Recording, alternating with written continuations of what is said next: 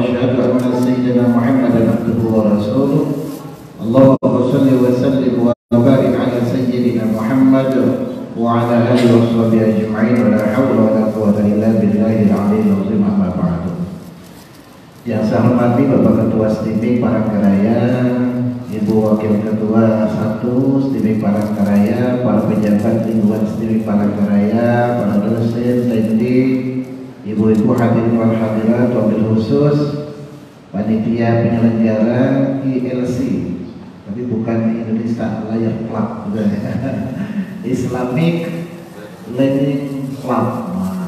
Yang saya hormati dan saya banggakan, hadirin wal hadirat yang insya Allah dirahmati oleh Allah Subhanahu wa Ta'ala.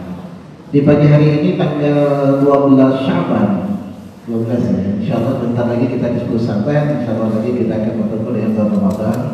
Kita bersyukur kepada Allah Subhanahu wa Ta'ala karena kita bisa pertemukan pada kegiatan yang mulia ini, pada acara yang mulia ini. Mudah-mudahan kehadiran kita dicatat oleh Allah sebagai sebuah nilai ibadah di sisinya, menjadi sebuah nilai pahala di sisi Allah Subhanahu wa Ta'ala, dan mudah-mudahan hidup kita juga dimuliakan oleh Allah Subhanahu wa Ta'ala berkat kita hadir pada acara yang mulia ini. Rasul mengatakan siapa yang datang mempelajari satu bab dari ilmu Allah itu lebih baik daripada dia sembahyang sunat 1000 rakaat. Jadi kehadiran kita di sini insya Allah berdasarkan keterangan Rasul lebih baik dari sembahyang sunat 1000 rakaat. Apalagi nanti kita mendengarkan bukan hanya 1 ayat, 2 ayat, 3 ayat, tapi sudah 1 ayat dibacakan oleh kita. Amin. Bayangkan sekalian kalau 1000 rakaat itu kira-kira berapa malam sembahyangnya. Ini sekedar kita datang ke sini. Dan ini alhamdulillah ya, ini juga bagian dari syiar kita, menunjukkan keberadaan kita sebagai seorang muslim, menunjukkan juga rasa tanggung jawab kita dan mahabbah kita, kecintaan kita kepada agama yang kita yakini sebagai sebuah agama yang benar. Kemudian salawat serta salam kembali kita sampaikan kepada junjungan Nabi kita Muhammad sallallahu alaihi wasallam. Mudah-mudahan kita semuanya mendapat syafaat dari beliau. Amin Allahumma amin. Bapak Ketua yang saya hormati, para pejabat sekalian, adik-adik sekalian, jamaah khalaqah yang saya hormati dan saya muliakan. Peristiwa Isra dan Mi'raj Nabi Muhammad SAW itu adalah merupakan sebuah peristiwa yang harus kita dekati dengan pendekatan keimanan kepada Allah. Jadi sebuah peristiwa yang harus kita dekati dengan pendekatan iman kepada Allah Subhanahu wa Ta'ala. Apalagi di zaman dulu, ya, di zaman para sahabat dulu. Kenapa demikian? Sebab kalau tidak dekati dengan pendekatan iman kepada Allah Subhanahu wa Ta'ala, tapi kita hanya dekati dengan pendekatan rasional akal saja, tentu kita akan menolak kebenaran peristiwa Isra dan Mi'raj. Kenapa? Karena secara logika dan pengalaman empiris di lapangannya, dari Masjidil Haram ke Masjidil Aqsa itu kurang lebih 2 bulan dengan kendaraan unta. Sementara Rasul bercerita dengan para sahabatnya lailan, sedikit malam, seperempat malam, sepertiga malam saja. Ini kan secara logika, secara akal, pada waktu itu tidak masuk akal. Makanya ketika Rasulullah SAW menceritakan, banyak dari orang-orang yang awalnya menjadi muslim menjadi murtad, tidak percaya lagi. Bahkan menyebutkan Rasul adalah orang gila, ya, orang tidak waras dan sebagainya, termasuk juga kaum kerabat Nabi kita Muhammad SAW. Nah, persoalannya kenapa kita harus yakini dan melakukan yang pendekatan keimanan? Karena memang yang pertama Al-Quran sudah menyampaikan itu kepada kita. Tadi dibacakan dasarnya Al-Isra ayat 1, Subhanalladzi asra bi'abdihi minal masjidil haram ilal masjidil aqsa. Maha suci Allah yang telah memperjalankan hambanya pada suatu malam dari Masjidil Haram di Mekah ke Masjidil Aqsa di Palestina. Kemudian Mi'raj lagi, naik ke Sidratul Muntaha, naik ke Mustawan, berdialog dengan Allah Subhanahu wa Ta'ala sampai menerima perintah salat. Itu harus kita yakini karena memang dasarnya ada di dalam Al-Quran. Al-Isra ayat 1. Yang kedua, kalau kita buka juga tentang cerita Mi'raj, itu bisa kita temukan di dalam surah Al-Ma'arij ayat 3 dan 4. Di mana Jibril itu ketika mau ketemu dengan Allah Subhanahu wa Ta'ala itu memerlukan waktu 50.000 tahun. Itu bayangkan. Di dalam surah Al-Ma'arij ayat 3 dan 4. Di surah An-Najm Allah mengatakan walaqad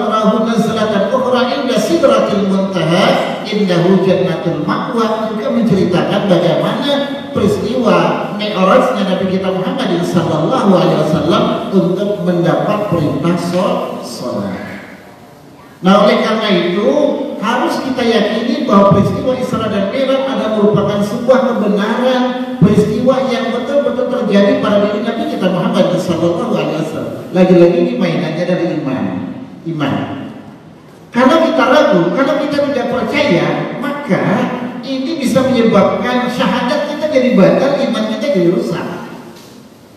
Sebab di dalam kitab Kifayatul Ghulam itu ada beberapa hal yang bisa membatalkan syahadat kita. Satu di antara yang bisa membatalkan syahadat kita, yang biasa kita baca asyhadu an la ilaha illallah wa asyhadu anna muhammadar rasul, itu bisa menjadi batal lantaran kita tidak yakin terhadap Allah, tidak yakin kepada Rasul, termasuk berita yang disampaikan oleh Rasul kepada kita, yang termasuk juga tidak percaya dengan risalah, dengan ajaran, dengan Al-Quran yang dibawa oleh Nabi kita Muhammad sallallahu alaihi wasallam. Artinya, kalau kita tidak percaya, berarti tidak percaya kepada Al-Quran, tidak percaya dengan surah Al-Isra ayat 1, tidak percaya dengan surah Al-Ma'arij, tidak percaya dengan surah An-Najm yang telah diungkap oleh Allah Subhanahu wa Ta'ala. Oleh karena itu, ini harus kita yakini sebagai sebuah kebenaran dari Allah Subhanahu wa Ta'ala. Yang ketiga, kenapa kita harus yakin? Karena di ayat ini Subhanallah asra itu diceritakan ada di awal kalimat itu kata-kata ta'jib, subhanallah, maha suci Allah. Ketika di dalam Al-Quran itu ada kata-kata ta'jib yang digunakan oleh Allah untuk mengungkap sebuah peristiwa, itu pasti ada campur tangan Allah di dalamnya. Ya, makanya kata subhanallah, ala subhanallah, maha suci Allah. Nah, bagi kita yang beriman, tidak ada yang mustahil bagi Allah Subhanahu wa Ta'ala. Jangankan Isra Mi'raj, lebih daripada Isra Mi'raj pun pasti akan terjadi. Kenapa? Dalam Yasin Allah menyatakan innama amruhu idza arada syai'an ay yaqula lahu kun fayakun. Bila Allah menghendaki sesuatu cukup mengatakan jadi. Ya. Makanya jangankan seperti peristiwa Isra dan Mi'raj, lebih daripada peristiwa Isra Mi'raj Nabi kita Muhammad sallallahu alaihi wasallam, kalau Allah menghendaki maka semuanya bisa akan terjadi. La haula wala quwwata illa billahil aliyyil azim.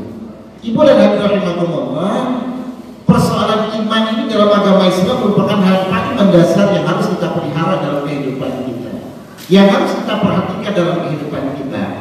Kenapa demikian? Rasul ketika dibedah oleh malaikat Jibril dari mulai tenggorokan sampai ke pusat beliau, satu hal yang paling penting yang ditanamkan oleh malaikat Jibril dalam diri Nabi kita Muhammad sallallahu alaihi wasallam tersebut terjadi pembedahan adalah persoalan iman, ya, persoalan iman.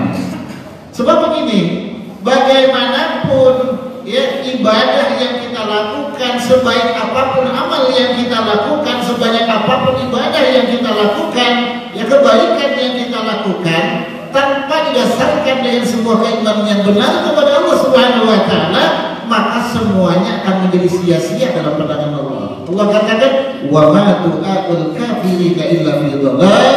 Sesungguhnya doa orang-orang yang menutup diri dari pengakuan kepada Allah Subhanahu wa Ta'ala, yang tidak didasarkan dengan keimanan kepada Allah Subhanahu wa Ta'ala, maka akan tertolak di sisi Allah Subhanahu wa Ta'ala. Ya, oleh karena itu iman ini harus kita jaga. Ya, keimanan kepada Allah harus kita jaga, keimanan kita kepada Rasulullah harus kita jaga, kepada nabi-nabi yang lain harus kita jaga, yang meliputi arkanul iman itu harus kita jaga. Bagaimana cara kita menjaga iman yang ada pada diri kita? Karena iman ini bisa hilang, bisa naik, bisa turun, kata Rasul. Al-iman yazid wa yanqus. Iman itu bisa naik, bisa turun. Bahkan dalam kondisi-kondisi tertentu iman kita itu bisa menjadi hilang. Rasul mengatakan tidak akan mencuri seseorang manakala ketika dia mencuri dia masih punya iman. Tidak akan berzina seseorang manakala ketika dia berzina dia masih punya iman. Tidak akan mabuk-mabukan seseorang, kata Rasul, manakala ketika dia mabuk itu dalam keadaan beriman. Artinya pada saat seseorang melakukan tindakan kejahatan, baik dia mencuri, baik dia berzina, baik dia mabuk-mabukan, maka bisa dipastikan imannya sudah melayang. Iman itu sudah melayang.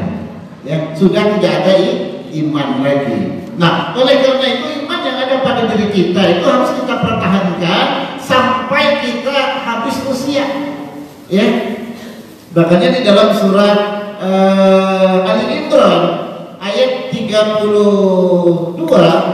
Allah mengatakan, ya ayyuhalladzina amanu taqullaha haqqa tuqatih wa la tamutunna illa wa antum muslimun. Jadi iman itu harus kita jaga, iman harus kita pelihara, iman harus kita tingkatkan dari waktu ke waktu. Kenapa? Karena lagi-lagi diterima atau tidaknya amal perbuatan kita sangat tergantung dengan keimanan yang kita miliki. Dan iman lagi-lagi bisa naik, bisa turun, iman bahkan bisa hilang dalam kehidupan kita. Bagaimana cara kita memelihara iman yang ada pada diri kita masing-masing? Maka di dalam kitab Busdanul Arifin itu ada 3 benteng yang harus kita jaga supaya iman kita ini dalam kondisi yang baik, dalam kondisi yang meningkat. Ada 3 benteng yang harus kita jaga, dan 3 benteng ini adalah merupakan implementasi dari iman dalam bentuk amal soleh, dalam bentuk ketakwaan kita kepada Allah Subhanahu wa Ta'ala. Apa yang dimaksud dengan 3 benteng ini?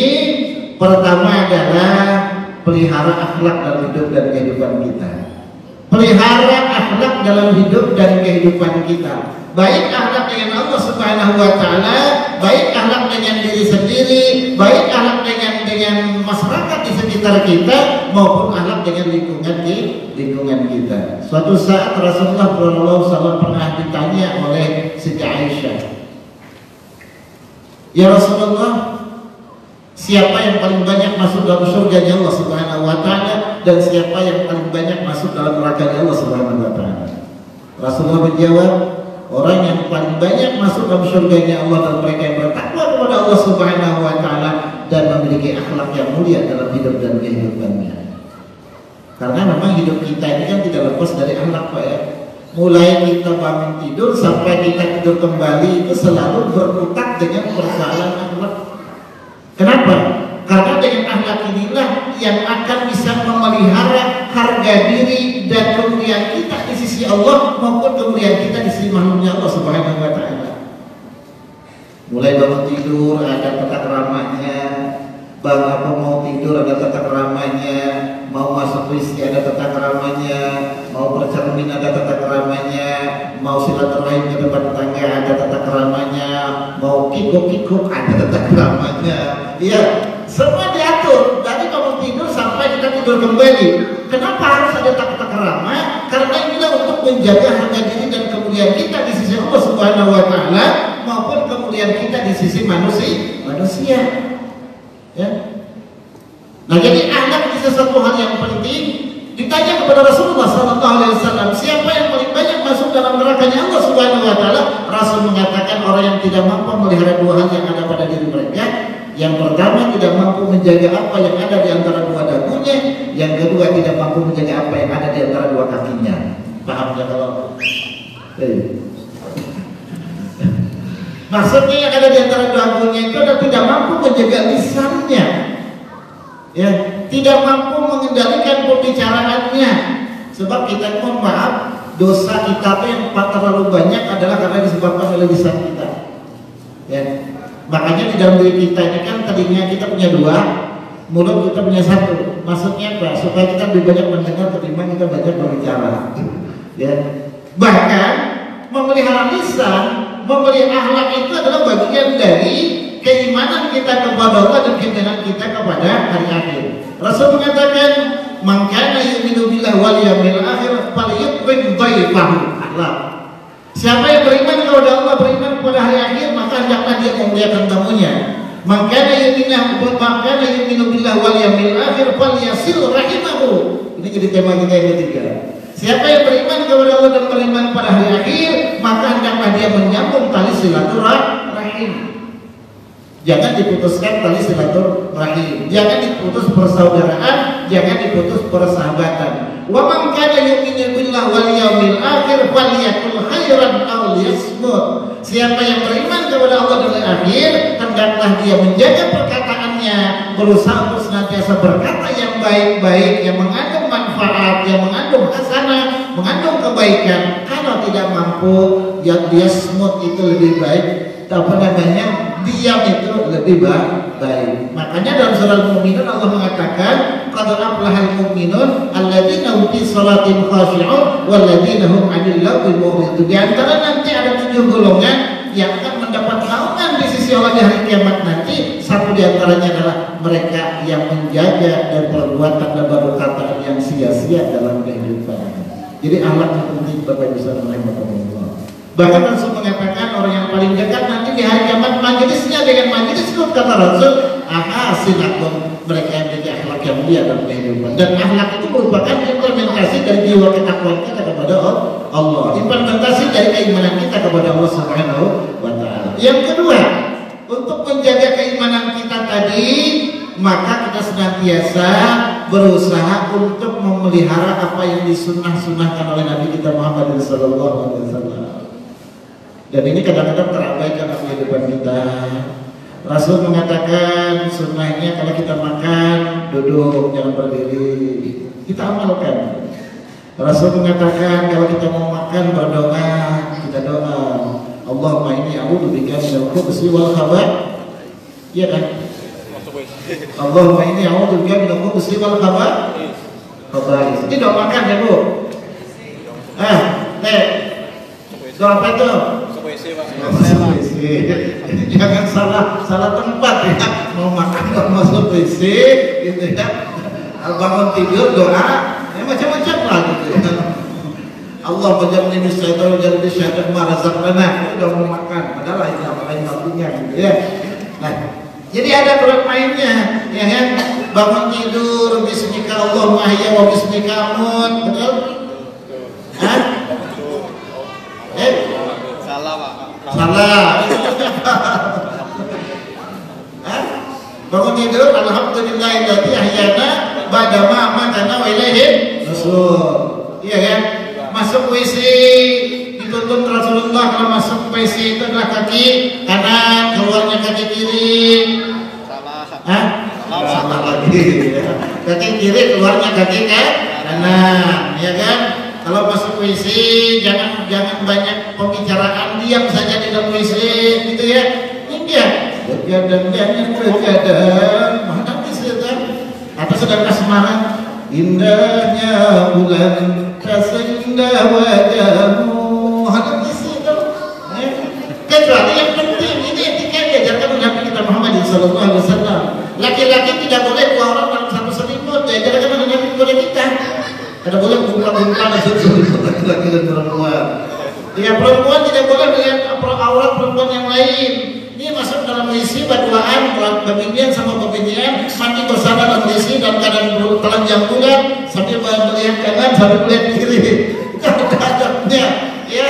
Nah, semua itu kita pelihara, semua itu kita jalankan sebagai bagian dari kita menjaga iman kepada Allah Subhanahu wa Ta'ala, iman kepada Nabi kita Muhammad sallallahu alaihi wasallam. Kalau bercerminan di doanya, apa doanya ya?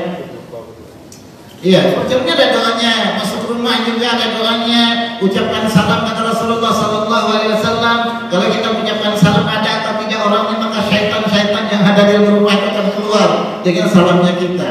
Ya, masuk pasar juga ada doanya, ya kan? Masuk mall juga ada doanya. Ini kan mohon maaf hal-hal yang sunat itu sering terabaikan oleh kita. Masuk masjid kita diajarkan kaki kanan baca doa, keluar masjid memakai kaki kiri baca doa. Ini enggak.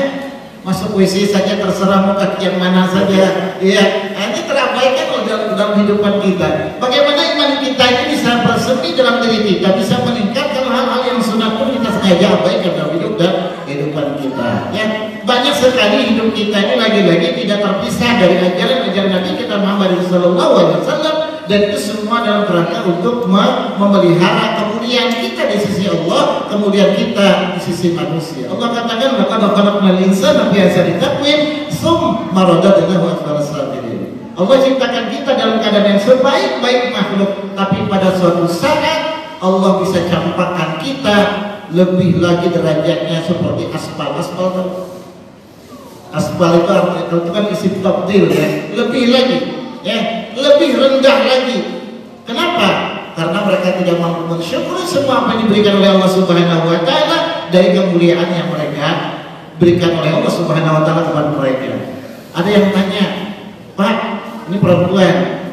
Kami yang perempuan kenapa selalu diatur oleh agama? Suruh pakai jilbab, suruh nutup aurat, suruh pakai kerudung, ya? Sama laki-laki juga sama. Coba kalau misalnya diberikan kebebasan aja kan nggak apa-apa kan?" Saya jawab, Allah ketika memberikan perintah kepada kita itu memberikan suruhan kepada kita, semuanya Allah ingin memelihara kemuliaan kita. Ya, coba bayangkan. Mohon maaf, kalau ada seorang gadis tidak pakai busana, duduk di pinggir jalan, ya kira-kira mulia atau tidak?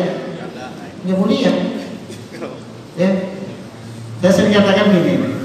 Ini ada buah pisang, tapi buah pisang ini ditaruh di pinggir jalan, nggak ada bungkusnya, ya. Lalu ada juga buah pisang, tapi dia masuk di Alfamart, dia Hypermart, dibungkus masuk dalam etalase. Kira-kira beda nggak harganya? Beda. Dan orang melihat itu meskipun barangnya sama, tapi perlakuannya berbeda, beda harganya. Ya, demikian juga ketika kita diberikan oleh Allah Subhanahu wa taala seperangkat aturan-aturan main, disuruh menutup aurat, disuruh pakai jilbab, disuruh memakai kain penutup, itu sesungguhnya karena Allah ingin memuliakan hidup kita sebagai manusia, karena Allah sudah katakan laqad khalaqnal insana fi ahsani taqwim. Tapi kalau itu tidak dilakukan kepada rahimakumullah, boleh jadi yang terjadi sebagaimana Allah gambarkan di dalam surah Al-A'raf ayat 179. Apa kata Allah? Wa laqad zara'na li jahannama katsiran minal jinni wal ins lahum qulubun la yafqahuna biha wa lahum a'yunun la yubsiruna biha wa lahum adhanun la yasma'una biha ulaika kal an'am bal hum adallu ulaika hum ghafilun. Kata Allah, kebanyakan penghuni neraka jahanam dari bangsa jin dan manusia. Siapa mereka? Allah kasih hati yang bagus, tapi mereka tidak mau memahami tanda-tanda kebesaran Allah. Mereka dikasih oleh Allah sebuah mata yang bagus, tapi tidak mau membaca ayat-ayat Allah, kalam-kalam Allah. Allah kasih mereka dua telinga, tapi mereka tidak menggunakan telinganya untuk mendengarkan kalam-kalam Allah, kalimat-kalimat Allah, nasihat-nasihat agama. Jika itu yang terjadi, ulaika kal an'am, kata Allah, mereka bagaikan sapi, mereka bagaikan ayam, mereka bagaikan pelanduk, mereka bagaikan rusa, mereka bagaikan hayawan, mereka bagaikan binatang ternak, balhum atau kata Allah bahkan lebih hina daripada binatang ternak. Ulaika humul ghafilun, mereka itulah orang yang lalai dan bersyukur kepada Allah Subhanahu wa taala. Jadi kita melaksanakan perintah Allah, ya, menjaga hal kita, menjaga hal-hal disunnahkan Rasulullah SAW, itu adalah merupakan bagian dari rasa ketakwaan kita kepada Allah dan bagian sebagai cara kita untuk melihara iman yang ada pada dalam diri kita. Yang ketiga yang harus kita pelihara adalah memelihara hal-hal yang diparodukkan oleh Allah dalam kehidupan kita. Bapak Ibu rahimakumullah, oleh-oleh yang dibawa oleh Rasulullah SAW untuk disampaikan kepada kita dan untuk kita amalkan adalah perintah sholat. Dari 5 rukun Islam kan punya 5 rukun, ya. 1 syahadat, 2 sholat, 3 puasa, 4 zakat, 5 haji. Dari 5 rukun ini Allah ternyata memberikan perhatian yang khusus dengan yang namanya sholat. Ya, Pak Bu. Kenapa? Pertanyaannya kenapa? Karena memang ketika misalnya kita tidak mampu untuk melakukan yang pertama, maka kita bisa melakukannya di dalam sembahyang. Ketika kita tidak mampu melakukan puasa, juga ada di dalam sembahyang. Ketika kita tidak mampu berzakat, juga ada kelakuannya di sembahyang. Ketika kita tidak mampu berhaji, juga kelakuannya ada dalam sembahyang. Apa maksud saya? Bapak rahimahullah. Pertama, syahadat jelas. Ketika orang sembahyang itu pasti mengucapkan 5 kalimat syahadat. Asyhadu an la ilaha illallah wa asyhadu anna Muhammadar Rasulullah. Baik pada tahiyat pertama, tahiyat awal maupun pada tahiyat akhir kalau dia sembahyang 4 rakaat. Selesai. Yang kedua, puasa. Di dalam sembahyang itu kita diharamkan untuk melakukan hal-hal yang tidak ada kaitannya dengan sembahyang, baik kaulunnya, baik fi'lunnya maupun qalbunnya.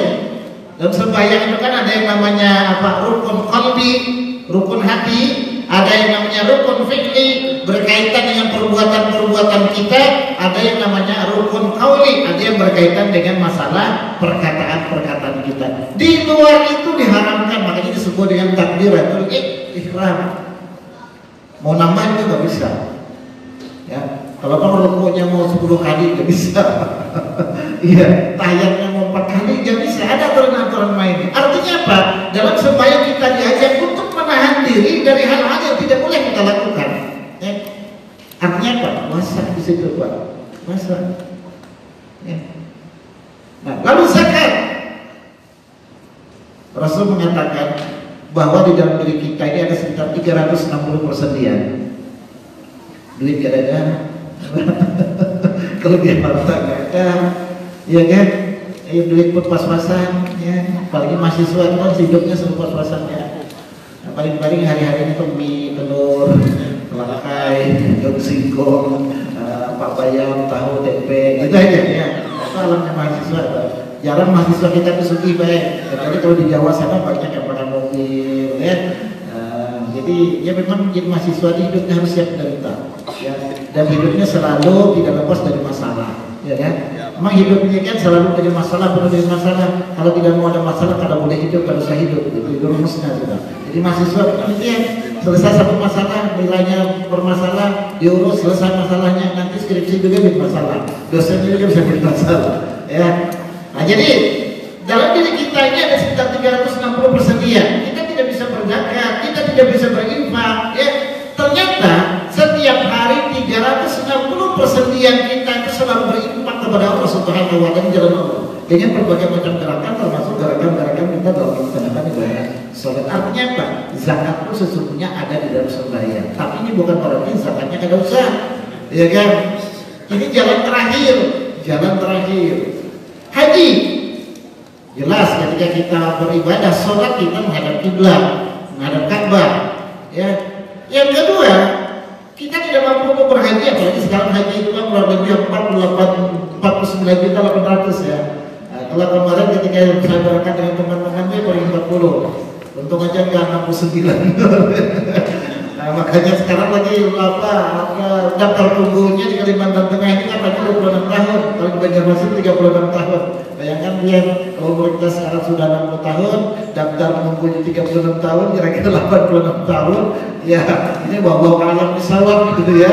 Mudah-mudahan panjang umur. Tapi yang jelas kalau kita sudah ada niat, insyaallah niat kita sudah sampai ya. Nah, urusan kita dipanggil atau tidak, sampai waktunya atau tidak, itu bukan urusan kita. Jelas kita daftar dulu. Insya Allah benar-benar semua di sini sudah daftar semuanya. Makanya Rasul mengatakan kalau ibadah haji itu kalau bisa mampu jangan tunda-tunda. Kalaupun menunggu hak, karena ibadah haji itu kan sifatnya fisik, ya. Nah, untuk melempar jumrah saja jalannya itu putarnya paling terdekat itu ya kecuali kalau haji plus, ya. Saya kemarin kalau mau mutar itu kurang lebih 7 kilo, Bapak sekalian. Itu bayangkan lewat 3 terowongan, ya. Lewat 3 terowongan. Dalam kondisi yang sangat panas lagi. Dan itu tahun 2002 kemarin, 2022 itu paling dekat Pak, paling nyaman ya dibandingkan dengan tahun-tahun sebelumnya. Kenapa? Pertama orangnya cuma 1/3 dan jumlahnya biasa, ya, kemudian hotelnya juga dekat, masih bisa jalan kaki kalau nanti 900 meter dan sebagainya. Beda. Tapi tahun ini katanya itu full kotanya. Nah, jadi kita tidak bisa melaksanakan ibadah haji dan umrah, ternyata ada solusinya. Kata Rasulullah SAW, siapa melaksanakan sholat Isra, sunat Isra 2 rakaat saja, maka dia akan mendapatkan pahala haji dan umrah tamatan sempurna dan sempurna, kata Nabi kita Muhammad SAW. Berarti apa? Ada solusinya.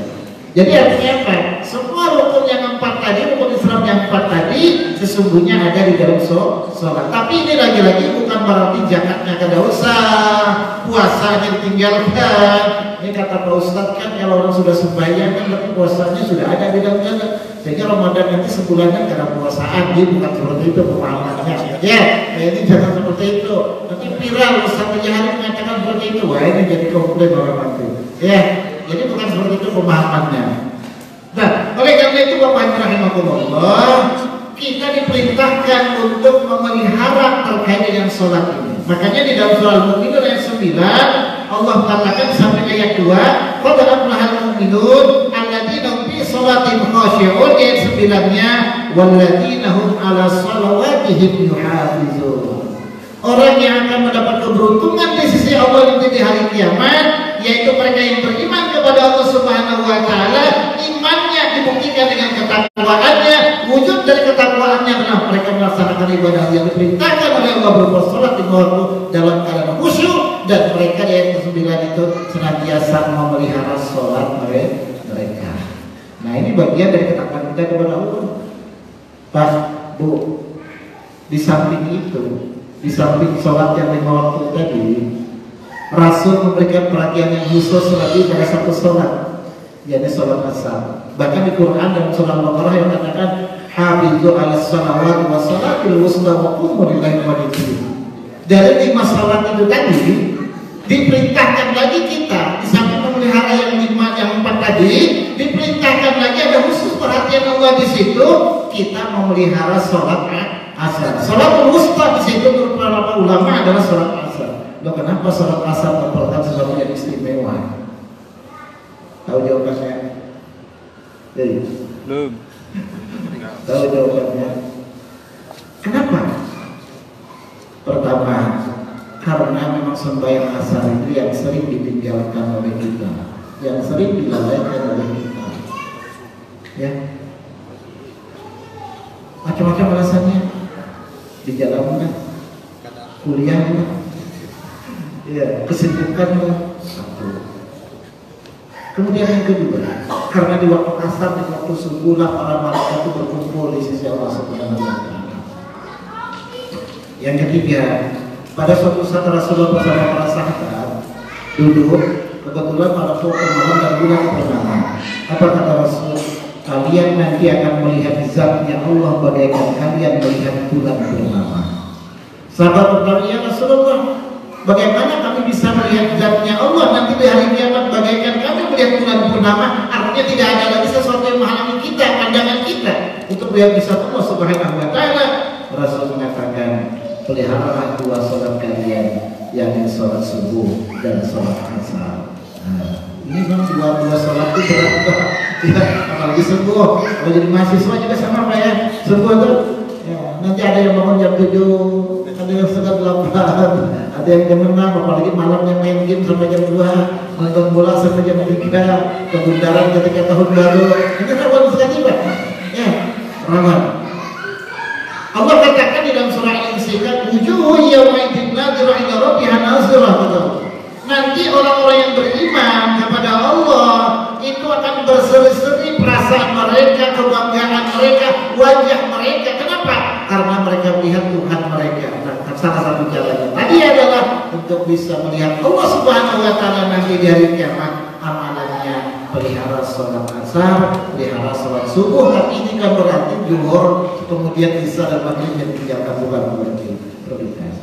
Pak, Bu, mungkin barangkali sudah 7 minggu lagi, tak terlalu lawas kita.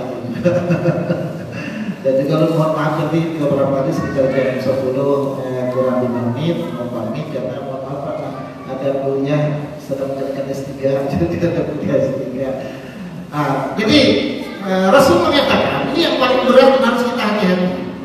Rasul mengatakan siapa yang meninggalkan sholat asar dengan sengaja, ya halam lagi, satu mat lagi. Ini ya. Siapa yang meninggalkan sholat asar dengan sengaja, kata Nabi kita Muhammad SAW, maka seluruh amal-amal yang dia bangun mulai pagi sampai sore dihapus oleh Allah Subhanahu wa Ta'ala. Pahalanya dihapus oleh Allah, amal-amalnya dihapus oleh Allah. Lantaran apa? Karena dia dengan sengaja meninggalkan sholat asar. Makanya hati-hati kita. Jadi ada sesuatu hal yang prioritas ketika kita melaksanakan sholat asar itu. Ada rahasia-rahasia tertentu yang ada di dalamnya. Hadirin rahimakumullah. Pertanyaannya bagaimana kita bisa menjaga sholat kita sehingga sholat kita betul-betul menjadi sholat yang bisa membawa keberuntungan di dalam akhirat nanti. Coba kita lihat di dalam surah Al-Fatihah ayat 100 ayat, di dalam surah Al-Fatihah ayat 29. Allah katakan innal ladzina yatluna kitaballah wa aqamus sholata wa anfaqu mimma razaqnahum sirran wa alaniyyatan yarjuna tijaratan lan tabur. Allah katakan siapa yang senantiasa membaca Al-Quran, siapa yang senantiasa memelihara sholatnya, siapa yang senantiasa membangun simpati, rasa ukhuwah, rasa kebersamaan, rasa empati kepada orang lain, yang juga bicara tentang tabur, mereka inilah golongan-golongan yang mengharapkan perniagaan usaha yang tidak pernah rugi di sisi Allah Subhanahu wa taala. Jadi artinya kalau kita ingin selamat hidup kita dunia dan akhirat, bukan hanya di dunia ya. Yang lebih penting kan kita hidupnya selamat di akhirat. Ya kan? Di dunia kalau bisa selamat juga tuh. Rabbana atina fid dunya hasanah wa fil akhirati hasanah wa qina adzabannar. Kalau kita tidak beruntung di dunia, yang kita harapkan beruntung di akhirat. Jangan di dunia beruntung, di akhiratnya lulus, lucu, bangkrut, ya kan? Di dunia ya 65 tahun, 75 tahun, tapi di akhirat abad selamanya, ya kan? Selamanya. Makanya Rasul mengatakan dunia mazra'atul akhirah. Dunia kita jadikan sebagai ladang untuk bercocok tanam untuk kepentingan kehidupan yang di akhirat. Jadi orang yang senantiasa baca Quran, orang yang senantiasa memelihara sembahyangnya, orang yang punya kepedulian kepada orang lain, membangun pertemanan, membangun persaudaraan, ada rasa simpati, berinfak kepada orang lain, maka mereka inilah yang mengharapkan perniagaan yang tidak akan pernah rugi di sisi Allah Subhanahu wa taala dunia wal akhirah. Makanya saya sampaikan kepada adik-adik sekalian, mahasiswa, amalan kalau kita ingin sukses kuliah. Tapi tentu kita sukses itu tidak hanya setelah selesai kuliah, setelah kita berakhir kuliah pun kita ingin sukses. Suksesnya bukan hanya di dunia, tapi di akhirat. Amalannya jangan sekali-kali kita menjaga yang amal sholat. Jangan sekali-kali kita yang menjaga amal sholat. Apa yang harus kita pelihara? Pertama, waktunya dipelihara. Kita sholat usahakan sesuai dengan batas-batas waktunya. Ya. Tapi biasanya ada kalau bagi perempuan itu ada yang nakal paku. Ya. Haidnya itu berakhir jam 11. Haid datang bulannya, mandinya habis sisa. Mandi besarnya habis sisa. Maksudnya apa? Supaya tidak kena kewajiban zuhur, supaya tidak kena kewajiban asar, supaya tidak kena kewajiban maghrib, supaya tidak kena supaya isya. Pada subuh baru mandi wajibnya. Nah itu tidak boleh kalau seperti ini. Ya. Jadi pertama waktunya kita jaga sesuai dengan batas waktunya.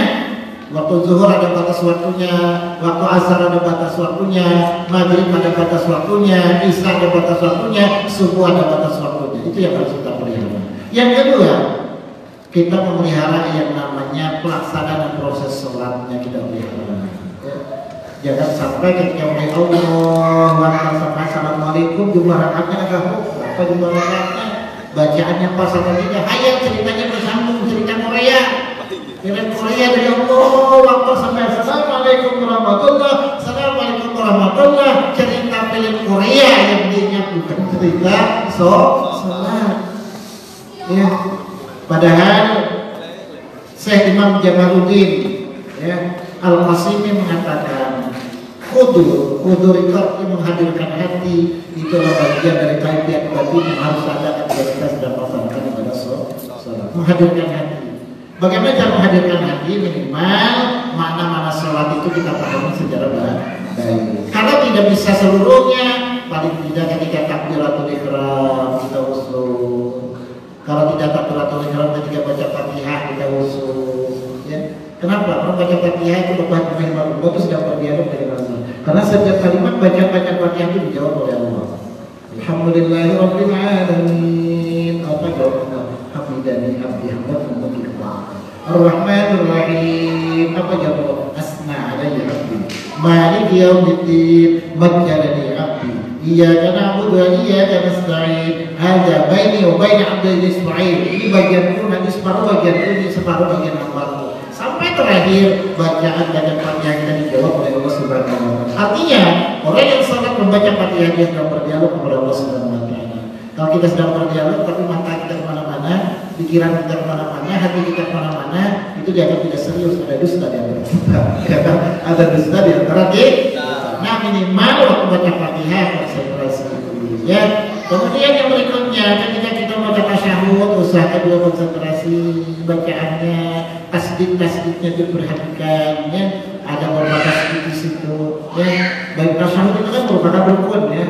At-tahiyyatul mubarakatus shalawatut thayyibatu lillah sampai akhir. Itu kita sedang berdialog. Ya ketika Rasulullah berdialog pada saat diaraskan oleh Allah Subhanahu wa taala. Ya, kita berdialog dengan Allah, memuji kepada Allah, mendoakan kepada Rasulullah Sallallahu Alaihi Wasallam, mendoakan kepada saudara-saudara kita yang muslim ketika kita sedang membaca tasyahud akhir.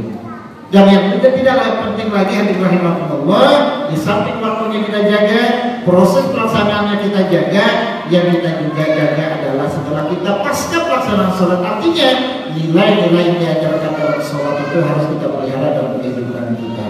Satu nilai yang diajarkan dalam kita melaksanakan ibadah sholat adalah bagaimana kita bisa menjaga tali silaturahim, bagaimana kita bisa memposisikan diri selalu mendatangkan kenyamanan, ketenangan, kebahagiaan, kerukunan bagi orang lain dengan ucapan salam. Assalamualaikum warahmatullahi wabarakatuh. Assalamualaikum warahmatullahi wabarakatuh. Ini kan simbol bahwa kita diajarkan nilai filosofisnya adalah mengajarkan kepada ibadah yang sholat agar kita dimanapun berada selalu mendatangkan kedamaian, kenyamanan, ketenangan, kerukunan, persaudaraan, silaturahim kepada orang-orang yang ada di sekitar kita. Terakhir Rasul mengatakan, ya ayuhan nas afshus salam, wahai sekalian manusia, tebarkan kedamaian dimanapun kalian berada. Tebarkan ketenangan, tebarkan kenyamanan, tebarkan keharmonisan dimanapun kalian berada. Wat'imut ta'am, pedulilah kepada orang lain dengan cara memberikan makanan, ada rasa simpati pada orang lain dengan tetangga dan sebagainya. Wassallallahu pada Rasul, kemudian menjalin tali silaturahim, jalin pertemanan, jalin ukhuwah, jalin persaudaraan. Wasallallahu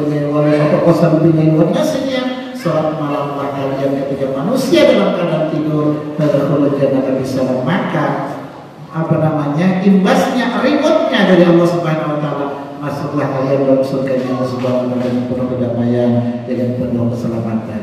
Barangkali ini yang bisa saya sampaikan dalam kesempatan ini.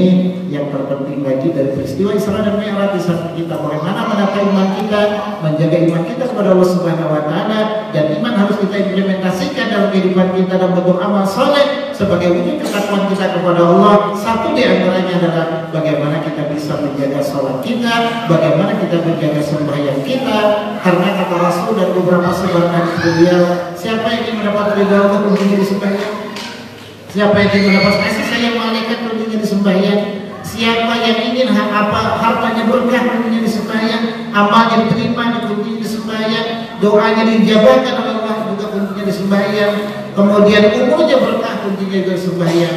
Siapa yang ingin ketika sakaratul maut nanti dicabut dengan cambutan yang mudah, kuncinya juga sembahyang. Siapa yang ingin mendapatkan kenyamanan di alam kuburnya, kuncinya juga sembahyang. Siapa yang ingin dimudahkan menjawab pertanyaan malaikat munkar dan nakir di alam kubur, kuncinya juga sembahyang. Siapa yang ingin hisabnya juga dimudahkan oleh Allah, timbangan amal beratnya, timbangan amal kebaikan diberatkan oleh Allah, kuncinya juga sembahyang.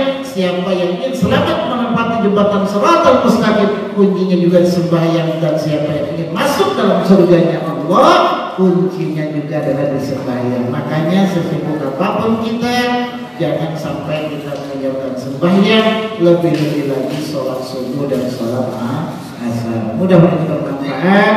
Terima kasih perhatian kita semuanya.